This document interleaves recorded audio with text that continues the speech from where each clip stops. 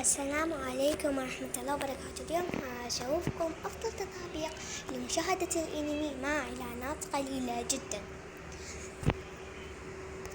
أول شيء نروح على جوجل بلاي ونكتب مسلسلات أنمي وكرتون، راح يطلع لكم كل ذن التطابيق.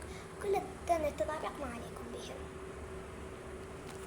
أنتوا ركزوا على هذا أحسن تطبيق بيناتهم. حتى إذا طلعت منه ومسحته هيك وهو ذا التطبيق، يعني يحفظ لك الحلقة. الثاني صار لي أكثر الأسبوعين ما فاتت له لأن كنت مشغولة.